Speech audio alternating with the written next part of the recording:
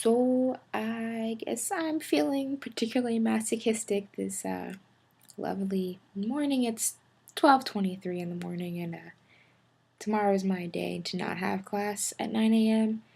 Um, so I guess I'm gonna read something that is from a earlier portion of the same essay that I just read from.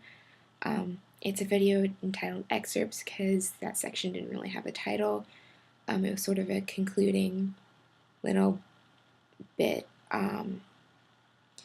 This section is from I guess I call it an essay um, entitled Barren Obsession.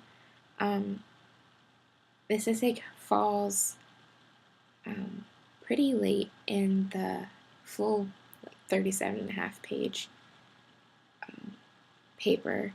Um, I've already talked about how I found out that my father was married before he was married to my mother, something that I never knew in all 20 years of my existence until this Christmas break. He told me because my 12-year-old brother had a middle school girlfriend whose grandmother started asking her questions about my brother because his last name was Adams. And it turns out that she is the ex-wife, kind of my father. They didn't have any kids, luckily. I kind of discussed that a little bit in this excerpt. It's more of an imagined scene, though. But they had something called a dissolution, which is, at least in the state of Ohio, it's a no-fault way to terminate a marriage. Kind of means that both parties don't want to be married anymore and no one's really suing anyone. They just both went out and they're going to take their separate money and just leave. Kind of like a mutual breakup would happen. It's supposedly drama-free. I talk about that earlier in the piece, and I talk about ways that I relate to my father and things like poetry. We both have a love for Edgar Allan Poe and his poem Annabel Lee. We talk about the romantic aspect of love that poem brings out and how I view my brother's love or capacity of love. Sorry, screen's gone blank. And I am really slow at typing my password. And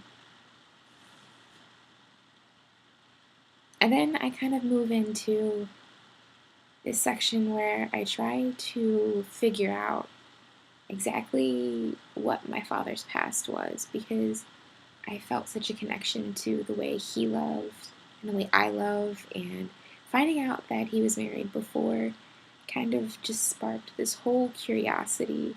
So I started compiling everything that I knew about my dad, and I started compiling these little scenes that I had with him in cars and writing those out and trying to figure out what they meant.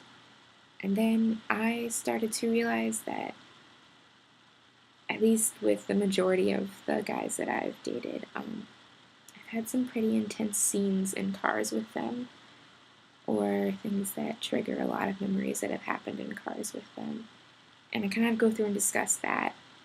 And at this point, I'm sort of trying to circle back to the original purpose of my project and trying to bring in some more clarity. So that's this, and I probably just bored you, and there's probably no one watching at this point because that wasn't interesting at all. But yep, this one's called Barren Obsession, and I'm only going to read probably about what would really be a page and a half of it. So yeah, here it is. I'm standing in front of the mirror above one of my dressers. There's another mirror directly across from this one, and I can see myself for miles upon miles. I've stopped there, reaching for my lotion after having showered in the middle of my morning routine. Something my dad had said to me when he told me about his previous marriage had suddenly shoved its way back into my mind. The only question I had had that night was an inquiry about children. Do you have any other kids? No. I was relieved because that part of my world was still intact. I was still the oldest. I still maintained my throne of responsibility and near attempts at perfection. I almost missed the next few words. My father said them so quietly. Even a month or so afterwards, I can't remember what he said, but I'm sure it was something along the lines of this. She couldn't have children. Normally a phrase like that wouldn't stick with me. I would file it away under miscellaneous and never give it another second of thought, but this thought was now drilling its way through my subconscious. What did it feel like to know you're barren, unable to give birth to beautiful baby girls and handsome baby boys? As I stood there thinking, my hands, acting almost on their own, began to cradle what would later in my life become my womb. I was trying to imagine the pain I would feel upon learning that I couldn't have my own children. I'm not sure how I would take it. If I said I knew exactly how I'd react, it would be a lie. I can only imagine receiving a phone call from a distant doctor bearing the test results that would define the rest of my life.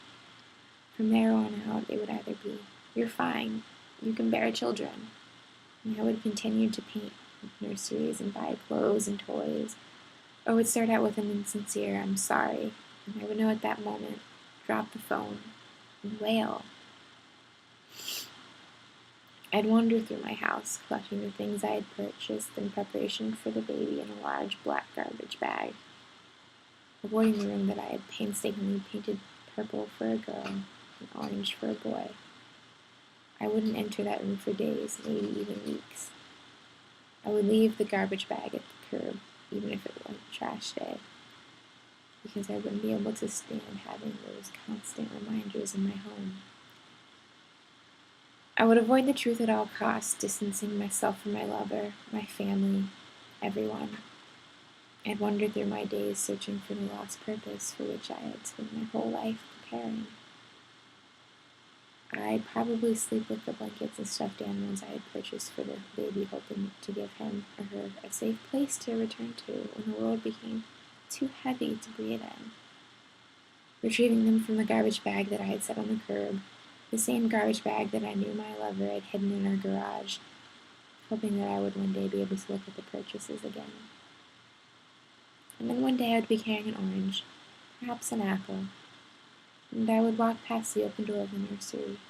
It would be a breezy summer day, and my lover would have opened the blinds and the windows, hoping to bring in some light, and lure me into the room and out of denial.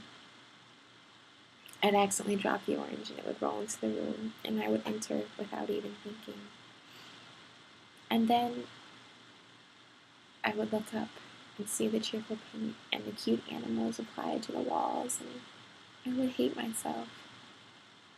I'd walk around and touch everything, run my fingers over the paint on the wall, judging my color choice and uneven application, trace the outline of each animal and scoff, and slowly make my way around the room until I stumbled upon the crib, and I think that that would be the moment I would lose my ability to stand.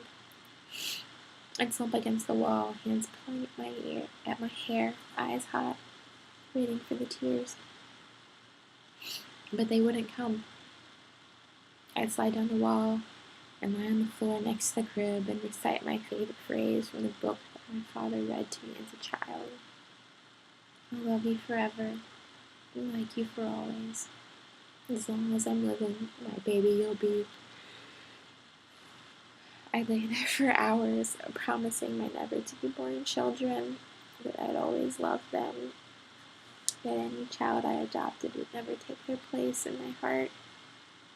I'd sing to them in a falter and alto the same John Denver songs that my father sang to me, and I would finally cry. And I would cry, and cry, and cry. I'd fall asleep that night on the floor of the unfinished nursery next to the crib and wake up the next morning, resolute and determined. I would pack my bags, gather my few favorite books, pile everything in my car, and drive away. I'm sure that I would end up at my parents' house, but I'm also sure that I wouldn't stay there. Not yet. I'd drive around the block a few times, unsteady and unsure of my hasty decision, arguing with myself, and finally, I would pull into the short gravel driveway, turn off my car's engine, and walk slowly toward the front door. I would hope to see my father first, to fall in his arms like I had never done before, and because I'd never knew him like this before.